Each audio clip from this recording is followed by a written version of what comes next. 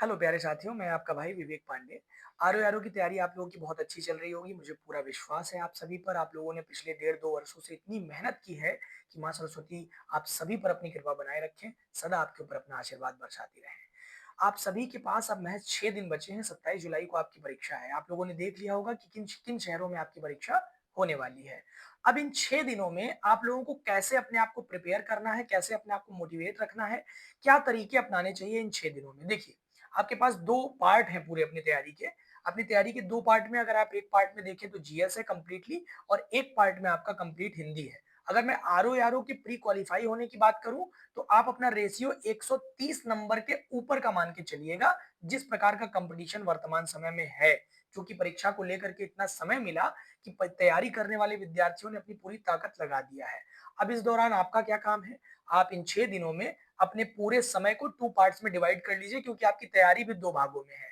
अगर आप हिंदी में अपने आप को 59, 60, 58 इस रेंज में लेके जाते हैं, तो जीएस में 1-2 गलतियाँ माफ कर दी जाएँगी आपकी।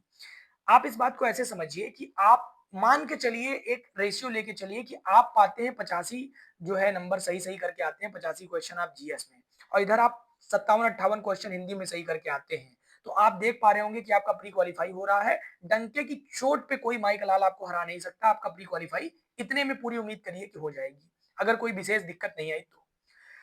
अब इस 6 दिन में क्या करना चाहिए? आप अपने पूरे दिन को 24 घंटे को 8 घंटे हटा करके सोने का टाइम हटा करके पूरे दिन को केवल अपने बंद कमरे में 2 भागों में डिवाइड कर दीजिए। एक जीएस की तैयारी के लिए, करंट अफेयर की रिवीजन के लिए और प्रिपरेशन के लिए और एक हिंदी के लिए। मैं आपका हिंदी का शिक्षक हूँ, हिंदी विषय का, हिंदी भाषा का शिक्षक हूँ, तो फिर मैं इसी पर बात करूँगा।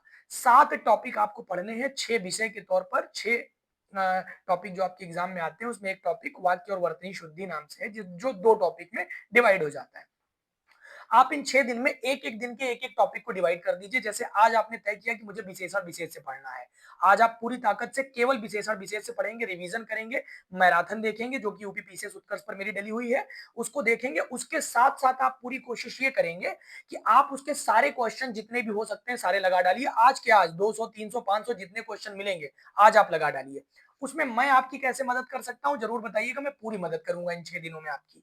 साथ ही दूसरे दिन पे आप दूसरे दिन गए तो आपने विलोम शब्द उठाया, विलोम शब्द में आपने मैराथन में देखा, क्लास नोट्स उठा करके देखे, साथ में आपके पास कोई बुक है तो आपने उसको देखा। ऑथेंटिक बुक सोर्स यूज़ करना है, हरदेव बहारी या फिर आचार्य कामता प्रसाद गुरु से विशेषण विशेष में आप मदद ले सकते हैं। वैसे मैंने अपने मैराथन में इन सब का समावेश किया है, कुछ भी छूटा नहीं है। मतलब मैंने 4-5 ऑथेंटिक बुक सोर्स को उसमें ले लिया है, मदद आपको मिल जाएगी पूरी-पूरी। अब बात करते हैं तीसरे दिन के टॉपिक पर, तो तीसरे दिन भी आप ऐसा ही करिए। पर्याय शब्द आपने उठाए, पर्याय शब्दों को लेकर के आपने बढ़िया से मेहनत कर लिया।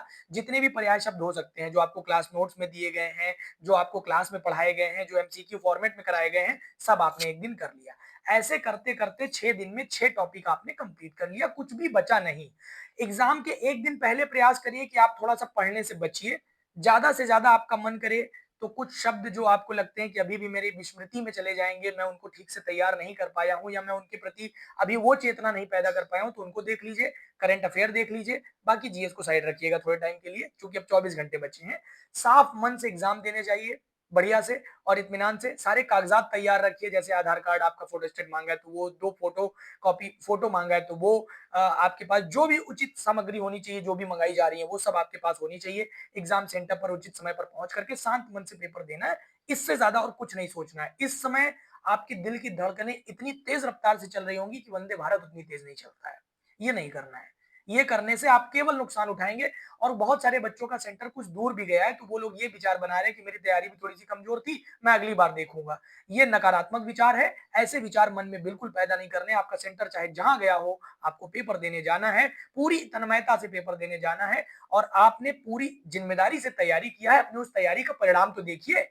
भाई, चयन होना ना होना एक अलग बात है। अपना कुल परिणाम तो आपको पता चले कि मैंने जीएस में इतना किया, मैंने हिंदी में इतना किया। अपनी ताकत और क्षमताओं पर विश्वास करिए। बाकी मां सरस्वती कृपा। हर हर महादेव। आपका सेंटर कहाँ गया है जरूर बताइएगा। मैं आपका आरो में कैसे मदद कर सकता हूँ इन 6 दिनों में, आप मुझसे क्या चाहते हैं, तो जरूर इस चैनल पर आप बताइएगा मैं आपकी क्या मदद कर सकता हूँ। नए हैं तो सब्सक्राइब करिएगा, आपके भाई को सपोर्ट करिएगा। जय हिंद, जय हिंदी, नमस्कार।